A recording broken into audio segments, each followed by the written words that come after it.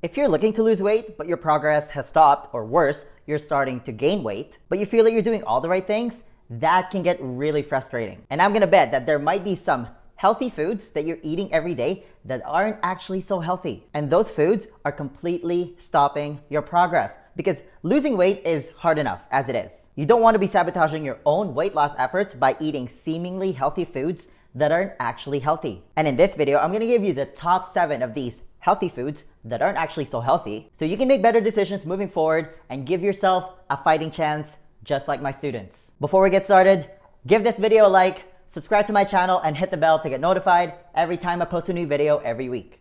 Healthy food number 1, natural protein bars. And this is a good one. I'm gonna use this bar, for example. I'm gonna read it out. It has 3 egg whites, 14 peanuts, 2 dates, no BS. Great marketing, by the way, and it doesn't have any added sugar. So far, so good, right? But then you look at the back of it, you look at the ingredients, there's dates, peanuts, dried egg whites, sea salt, and natural flavors. And I always question bars with natural flavors because what's a natural flavor? And then it has 25 grams of carbs and 15 grams of sugar. You know what else has 15 grams of sugar? 4 Oreo cookies. Yet everyone knows that you probably shouldn't eat Oreos every day if you're trying to lose weight, but eating this bar is okay. And I want to specifically talk about the sugar content of these bars. Remember, at any given time, you only have 4 grams of sugar in your bloodstream. So when you eat this natural protein bar, you are ingesting 4 times the amount of sugar that's supposed to be in your blood. And how does your body react to this? Well, to deal with this massive blood sugar spike, your brain will send a signal to your pancreas to start producing the hormone insulin, which then shifts your body into fat storage mode. And this is important to know because the hormone insulin is what controls your body weight.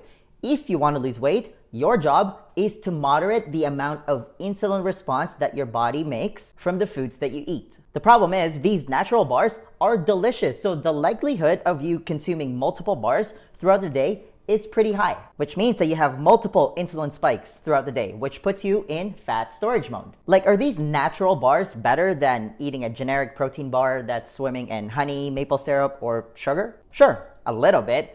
But is it helping with your weight loss goals? If you eat it like once or twice a week as a treat, it should be okay. If you eat it every day, absolutely not.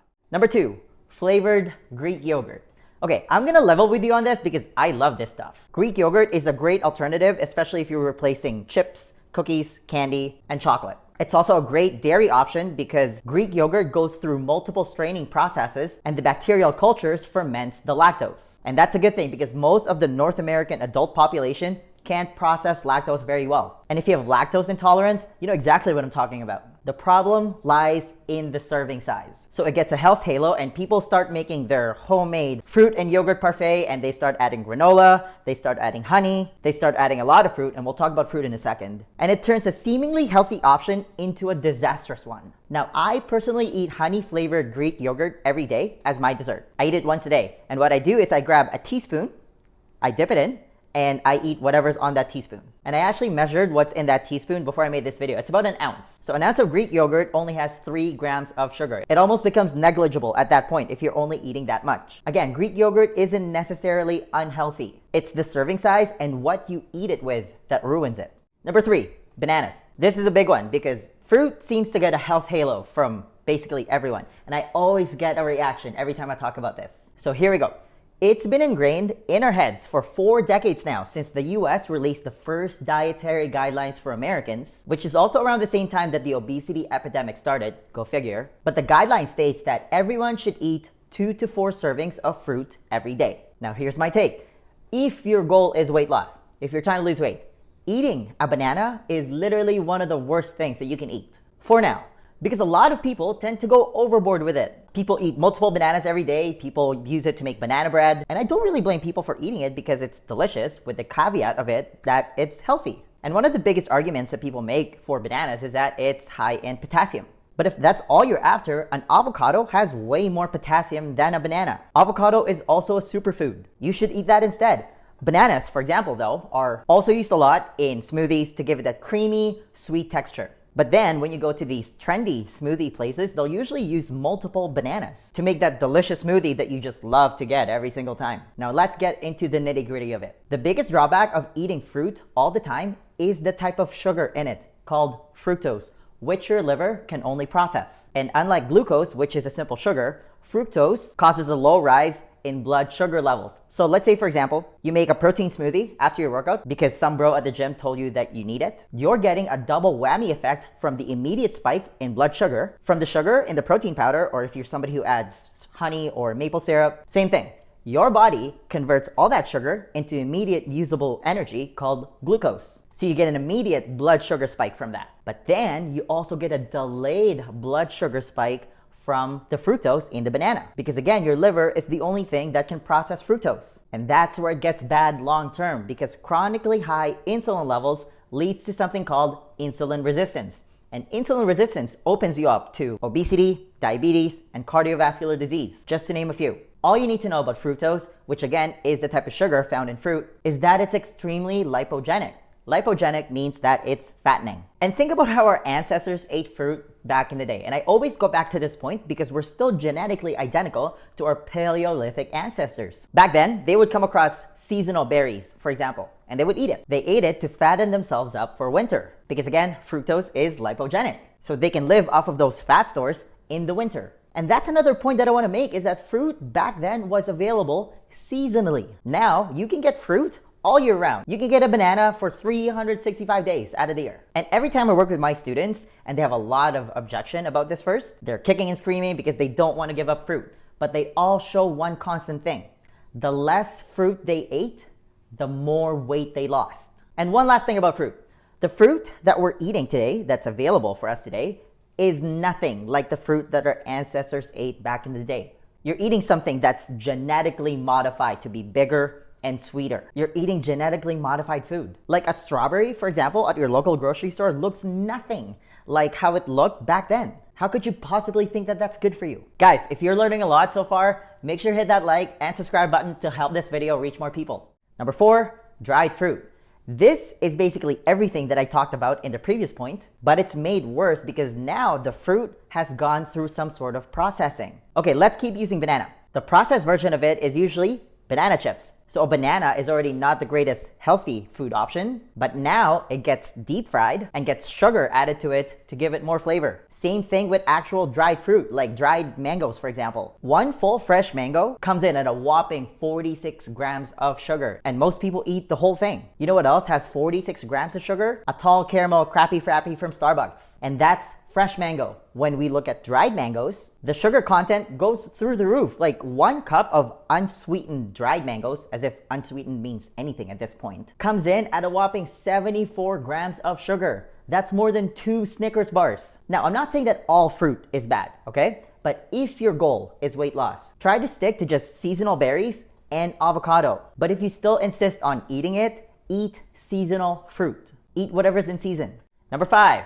Vegetable chips. Vegetable chips are another thing that gets a health halo from a lot of people because, hey, you're eating vegetables. They're usually made out of roots and tubers. The bag contains these crispy, rainbow, thinly sliced goodness of sweet potatoes, beets, parsnips, and the likes, and it's often branded as a healthier alternative. The problem is, veggie chips are no better than potato chips. Why? Because it still goes through the same processing. It still gets deep fried in highly inflammatory and highly processed vegetable seed oil like canola, sunflower, corn, or grapeseed oil. They're literally no different, except you're paying a premium for it. Don't believe me? Next time you're at the grocery store, just compare a bag of potato chips versus a bag of vegetable chips.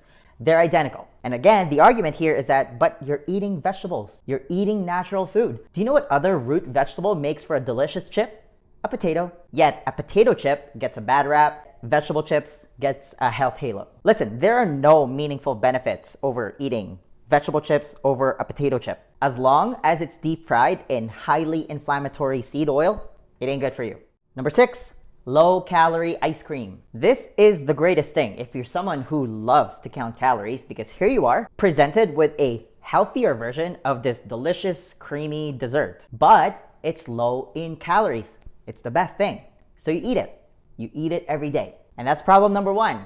It encourages overeating. Because this is kind of like diet soda, because diet soda is 0 calories, so you drink it like water. Same thing with low-calorie ice cream. So you go from eating regular ice cream every so often to now having this low calorie option. So you end up eating every day because, hey, it fits your macros. The problem is a lot of these low-calorie ice cream alternatives are just highly processed dairy. So they take out the fat to make it low-calorie, and then they replace it with sugar substitutes like erythritol or other zero-calorie sweeteners. All you need to know about artificial sweeteners is that it is directly linked to obesity because it destroys the gut microbiome. Low-calorie ice cream also don't taste nearly as good as the real deal. And do you know anybody who eats low-calorie ice cream that got to their optimal weight? No. If anything, it's hindering your weight loss progress because, again, of the artificial sweeteners and the negative effects it has on your body. Number 7, anything with the word protein added to it. This is almost laughable every time I see this. So you see a lot of these donut shops, for example, and they sell a vegan, chocolate drizzled, peanut butter filled protein donut. And people devour this stuff as if it's the greatest thing and healthiest thing in the world just because it has the word protein added to it. So let's dissect these monstrosities real quick. Attaching the word vegan to a donut doesn't really mean a whole lot. It doesn't make it healthy, and you should already know how I feel about veganism if you've seen my video about it. If not, you should check it out. Like, a spoonful of sugar is also vegan. It doesn't mean that it's healthy. And I also love peanut butter and chocolate as a treat, but I categorize those things as exactly that, a treat. I know I shouldn't be eating it all the time, but for some reason, as long as you attach the word protein to anything, you can have it. It's healthy for you. Here, why don't you eat another one? It's the exact same thing with protein pancakes, protein banana bread, protein balls, or whatever dessert concoction that gets sold out there with the word protein attached to it. At the end of the day, just call a spade a spade.